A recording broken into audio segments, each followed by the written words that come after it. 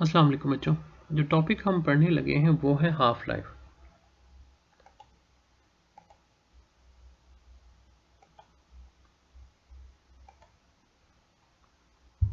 Half life बच्चों वो time है कि जिसमें हाफ ऑफ जो original quantity of the isotopes हैं वो डिके हो जाती हैं, यानी कि जितने एटम्स प्रेजेंट हैं रेडियो एक्टिव एटम्स उस वक़्त उस सैंपल के वो उनमें से हाफ जो है वो डिके हो जाएंगे। तो उस टाइम को हम क्या कहते हैं, हाफ लाइफ। अच्छा, इसमें ये याद रखना है कि जितने प्रेजेंट है उसके हाफ। फ़र्ज़ करें अगर 500 है, फ़र्ज़ करते हैं कि 500 नंबर ऑफ एटम्स है, तो उसके हाफ 250 जो है वो डिके हो जाएंगे। तो अगली दफ़ा ये नहीं कहना कि पहले 250 डिके हुए थे तो अगली दफ़ा भी 250 ही डिके होंगे जाएंगे, नहीं। पहले जितने प्रेजेंट थे उसके हाफ और फिर अगली दफ़ा जितने उस सैंपल के एटम्स प्रेजेंट है उसके हाफ। ठीक है, यानी कि अगर 500 थे तो उसके हाफ 250 डिके हो गए, और फिर 250 थे तो फिर उसके हाफ 125 हो गए। ठीक है, तो इस तरह याद रखिएगा। फिर बच्चे ये भी है कि जो डिके है न्यूक्लाई का वो डिफरेंट है जो अदर जो हमने इसी तरह के डिफरेंट डिके पढ़े हैं उनसे। मिसाल के तौर पे एक ट्री की ब्रांच है, वो जब गिरती है जंगल में तो वो पहले काली हो जाएगी, फिर वो कंपैरेटिवली सॉफ्ट हो जाएगी, फिर वो क्रम्बल होना जो है वो मतलब भुरभुरा सा होना जो है वो शुरू हो जाएगी। तो इस तरह आप बता सकते हैं तकरीबन अगर आप उस सैंपल को देखते रहें या उसको कभी नोट किया हो कि इतने दिन बाद वो मतलब उसकी सरफेस काली हो जाती है, इसके बाद वो सॉफ्ट हो जाती है, फिर वो क्रम्बल हो जाती है। लेकिन जो न्यूक्लियर डिके है वो उस शाख के जो डिके है उससे थोड़ा डिफरेंट है।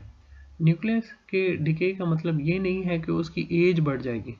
ठीक है, और उस एज बढ़ने के साथ जो है वो जो है उस न्यूक्लियस पे कोई इस तरह की वो तब्दीली आ जाएगी कि जी वो पहले काला हो जाएगा, फिर सॉफ्ट हो जाएगा, फिर क्रम्बल हो जाएगा, नहीं। उसमें ये है कि जो सैंपल प्रेजेंट है उस सैंपल में से कुछ सैंपल जो है वो मतलब डिके हो जाएगा, वो कोई रेडिएशन खारिज करेगा अल्फ़ा बीटा या गैमा, और इससे वो हो सकता है किसी नए न्यूक्लियस में तब्दील हो जाए जो कि रेडियो एक्टिव हो, या फिर किसी ऐसे न्यूक्लियस में तब्दील हो जाए जो कि स्टेबल हो और रेडिएशन जो है वो ना देता हो। तो मतलब जो सैंपल है वो क्या हो जाएगा, एज होने का मतलब यहाँ पर ये होगा कि वो रेडिएशन जो है वो अमिट कर देगा। तो उसको हम कहेंगे कि वो एटम्स जो है वो क्या हो गए, डिके हो गए।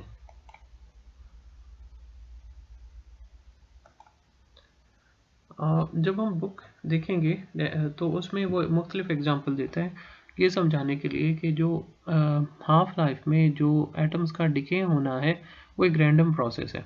मतलब हम ये तो बता सकते हैं कि अगर इतने नंबर ऑफ एटम्स हैं उसमें से कितने तकरीबन जो हाफ हैं वो इतने टाइम में डिके हो जाते हैं, लेकिन आप स्पेसिफाई करके कि फ़लाँ एटम जो है वो डिके हो जाएगा, इसको नहीं बता सकते।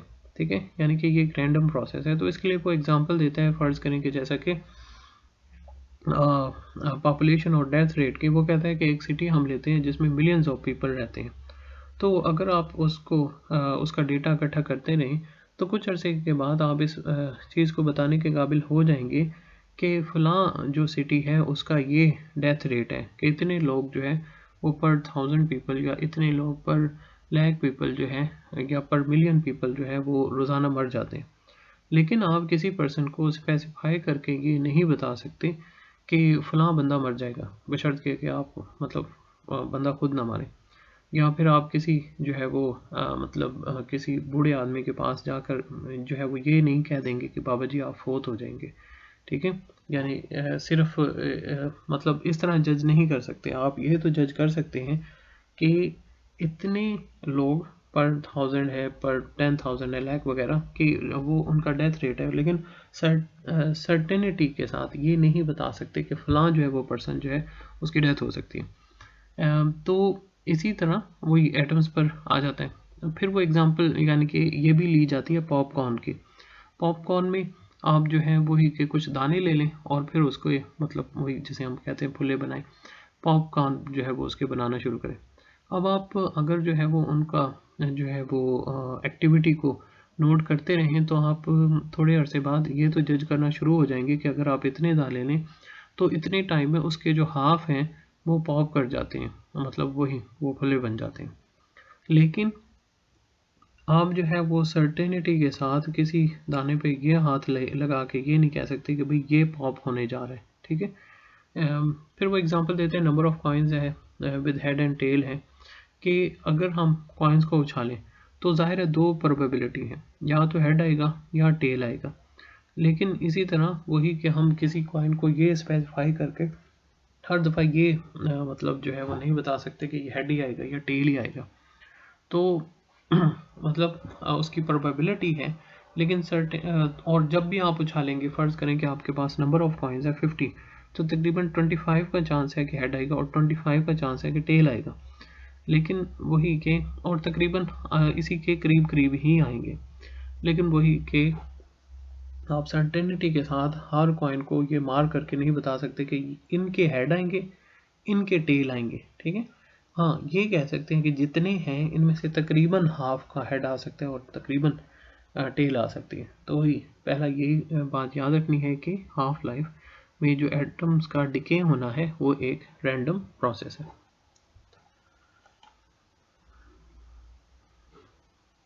फिर वो रिलेशन जो है वो ड्रा करता है बच्चों डीके कांस्टेंट के लिए। अब इसके लिए हमें तीन वैल्यूज़ का पता होना चाहिए, एन, डेल्टा एन और टी।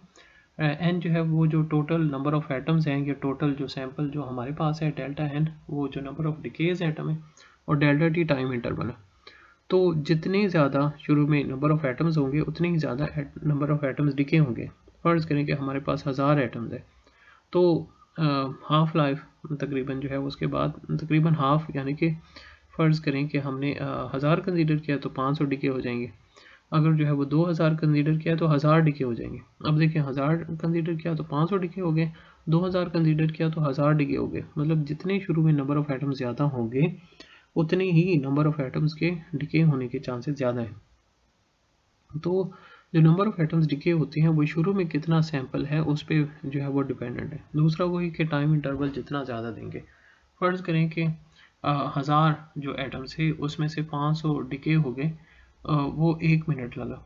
तो इसका मतलब है अगर हम 2 मिनट देंगे तो ज़्यादा एटम्स जो है वो डिके हो जाएंगे, और इसी तरह अगर कम टाइम देंगे तो कम नंबर ऑफ़ एटम्स डिके होंगे। तो जो नंबर ऑफ़ एटम्स डिके है वो टाइम पर भी डिपेंडेंट है। तो इसका मतलब ये हुआ कि जो नंबर ऑफ एटम्स जो कि सैंपल में प्रेजेंट है और जो टाइम इंटरवल दोनों के डायरेक्टली प्रोपोर्शनल है, वो जो कि number of atoms decaying atoms है। फिर प्रोपोर्शनल को इक्वल में चेंज किया है तो इन्होंने प्रोपोर्शनैलिटी कांस्टेंट लगाया, और यही डिके कांस्टेंट कहलाता है। अब डिके कांस्टेंट जो है वो क्या है, ये है रेशियो है fraction of the number of atoms, fraction of the atoms decay में और पर यूनिट टाइम के साथ। और क्या ये जो है वो डिफरेंट एटम्स के लिए क्या सेम होगी, तो जाहिर है कि ये जो है वो डिफरेंट के लिए डिफरेंट होगी, डिपेंडिंग के कितना जो है वो टाइम लेता है, कितना टाइम इंटरवल क्या शॉर्ट लेता है या लॉन्ग लेता है। क्योंकि आप देखते हैं कि मुख्तलिफ एलिमेंट्स की जो हाफ लाइफ है वो डिफरेंट है, कहीं की कहीं 1000 साल भी हो सकती है और कहीं की चंद सेकंड भी हो सकती है। तो इसी तरह जो डिपेंडिंग अपॉन द टाइम जो है वो डिके कांस्टेंट डिफरेंट जो रेडियो एक्टिव सब्सटेंसेस हैं उनके लिए क्या होगा, डिफरेंट होगा।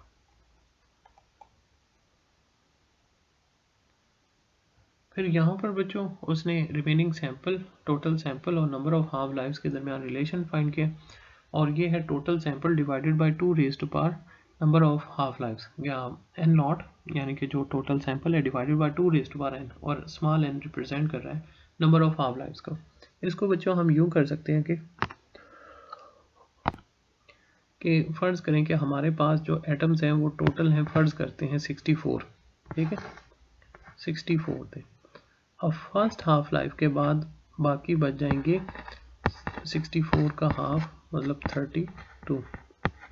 दूसरी हाफ लाइफ के बाद बच जाएंगे 32 का हाफ, यानी कि 16। तीसरी हाफ लाइफ के बाद बच जाएंगे 16 का हाफ, मतलब 8, और इसी तरह बाकी। अब देखें 64 बाकी बचे 32, तो इसे हम लिख सकते हैं ना, पहली हाफ लाइफ है तो इसे हम लिख सकते हैं ना 64 divided by 2 raise to power 1, 2 ही आए। ठीक है, दूसरे को हम लिख सकते हैं ना, बाकी कितने बचे, दूसरी हाफ लाइफ के बाद 16 बचे, तो इसे हम लिख सकते हैं ना 64 डिवाइडेड बाई 4, क्योंकि 64 डिवाइडेड बाई 4 16 के बराबर है। या इसे लिख सकते हैं ना 64 divided by 2 raise to power 2, 4 का। इसी तरह नेक्स्ट जो है वो 8 बचा, इसे हम लिख सकते हैं ना 64 डिवाइडेड बाई 8, या इसे लिख सकते हैं ना 64 divided by 2 raise to power 3।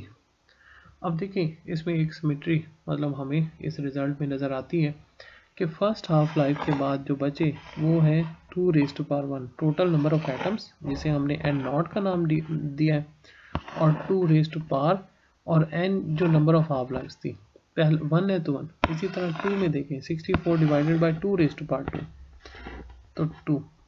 तीसरी हाफ लाइफ के बाद 64 divided by 2 raise to power 3। तो इस हिसाब से देखें कि जो total number of atoms divided by 2 raise to power वो पावर जो कि नंबर ऑफ हाफ लाइफ्स की है। तो इस हिसाब से हमने फार्मूला बनाया है N naught divided by 2 raise to power n। तो मिसाल के तौर पे वो हमसे पूछे कि 1 किलोग्राम सैंपल था, ठीक है, अच्छा बताएं 5 हाफ लाइफ के बाद कितना बचा होगा वो सैंपल, तो हम लिखेंगे 1 kg डिवाइडेड बाय, उसने कहा है ना 5 हाफ लाइफ के बाद, तो 2 रेज़ टू पावर 5, तो 1 ओवर 2 रेज़ टू पावर 5 गालबन 32 होते हैं, तो 2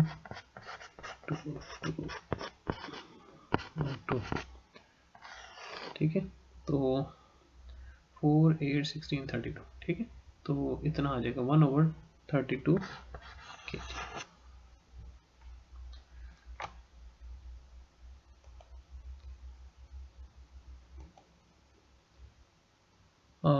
और बच्चों लास्ट में एक रिलेशन है, ठीक है, हमारी बुक में बस ये वाला रिलेशन है, ये वाला, ठीक है, तो आपने इस रिलेशन को जो है वो याद रखना है, और वो क्या है, T half is equal to natural log of 2 over lambda. T half आपको पता है हाफ लाइफ है और लैम्डा जो है वो डिके कांस्टेंट है, तो इन दोनों के दरमियान रिलेशन बताया गया। तो अगर आपको मैं अभी करने लगा हूँ मैं, तो अगर आपको समझ आ जाए तो ठीक है, नहीं तो रहने दीजिएगा और आप डायरेक्ट याद कर लीजिएगा, ठीक है। अच्छा अब इसमें है क्या, अब उसने लिखा कि शुरू में आपको याद हो delta N is equal to minus lambda T था और साथ में एन था, ठीक है, तो डेल्टा एन ओवर एन ले, तो इधर क्या बचेगा माइनस लैम्डा टी। अब इधर भी इंटीग्रेशन ले और इधर भी इंटीग्रेशन ले, ठीक है, तो ये डेल्टा टी था, डेल्टा टी, ठीक। अच्छा अब इधर जो है वो जब हम लेते हैं तो ये आ जाता है natural log of delta N over N, और इधर आ जाता है माइनस लैम्डा टी, सही। अच्छा अब इधर से नेचुरल लॉग को ख़त्म करने के लिए हम क्या लेते हैं, तो डेल्टा एन ओवर एन आ जाता है नेचुरल लॉग लेने के लिए, वही एंटी नेचुरल लॉग जिसे हम कहते हैं कि माइनस ये ई की पावर आ जाती है, बिल्कुल वही जैसे हम वही एंटी लॉग लेते हैं। तो इस हिसाब से जब हम इसे सॉल्व करते हैं तो ये आ जाता है N is equal to N naught E raise to power minus lambda T. अब इसके बाद आप एक्टिविटी लेते हैं कि एन ओवर एन नॉट बराबर है हाफ के, मतलब तो T is equal to T half, कि जब हम टाइम जो है वो हाफ लाइफ के बराबर पुट करते हैं तो जो टोटल नंबर ऑफ एटम्स हैं वो जो है वो जो बाकी बच जाते हैं टोटल नंबर ऑफ एटम्स का हाफ रह जाते हैं। तो इस वैल्यू को आप प्लेस करेंगे तो एन ओवर एन नॉट की जगह आपने पुट कर दिया 1 over 2 E raise to power minus lambda की जगह लैम्डा, और फिर टी की जगह पुट कर दिया टी हाफ, तो ये आ गया 1 over 2 E raise to power minus lambda T half, ठीक है। अच्छा फिर आपने क्या किया, फिर वही कि आपने इसको ख़त्म करने के लिए ये ई रेज़ टू पावर आपने नेचुरल लॉग लिया दोनों साइड पर, तो इधर आ गया नेचुरल लॉग ऑफ, एक मिनट, अब आप इसे लिख सकते हैं 1 ओवर 2, एक मिनट, अब आप इसे यूँ भी लिख सकते हैं ना, इसी ही रिलेशन को 2 is equal to E raise to power minus को ख़त्म कर दें, क्योंकि आपने इसको उल्टाया है तो ये भी उल्ट जाएगा ना, ठीक है, तो E raise to power negative था वो पॉजिटिव बन जाएगा टी हाफ, ठीक हो गया। अब आप ई को ख़त्म करने के लिए नेचुरल लॉग दोनों साइड पर लेते हैं, इधर बच जाएगा नेचुरल लॉग ऑफ 2 और इधर आ जाएगा lambda T half natural log of e. ठीक है। अच्छा, नेचुरल लॉग ऑफ ई जो है वो 1 के बराबर है, तो नेचुरल लॉग ऑफ 2 और ये बन जाएगा टी हाफ बराबर आ गया natural log of 2 divided by lambda, जैसे आप मतलब ये लिख सकते हैं 0.693 डिवाइडेड बाय लैम्डा। जो मीन लाइफ होती है बच्चों वो 1 लैम्डा की इक्वल होती है, तो इस तरह आप निकाल सकते हैं। तो टी मीन आप देख सकते हैं कंपैरेटिवली ग्रेटर है टी हाफ से बाय अ फैक्टर ये 1 ओवर नेचुरल लॉग ऑफ 2 जो कि गालबन 1.44 के इक्वल होती है। ठीक है।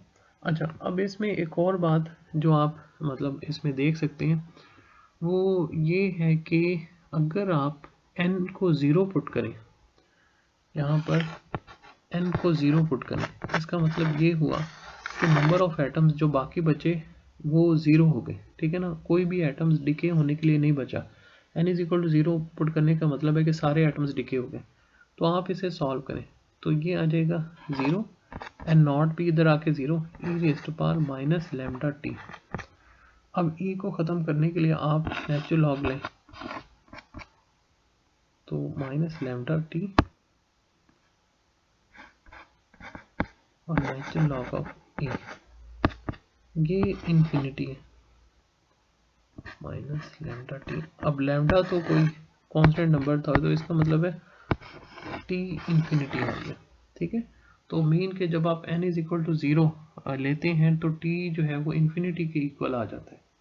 मीन के अगर आपने कहना है कि पूरा सैंपल डिके हो गया तो जो टाइम लगेगा वो कितना लगेगा, अनडिफाइंड लगेगा। ठीक है। तो बच्चों लेक्चर यहाँ पे ख़त्म होता है, पढ़ के देख लीजिएगा और अगर आपको कोई क्वेश्चन हो तो लाजमी पूछिएगा। आप सब लोगों का बहुत शुक्रिया। अल्लाह हाफ़िज़।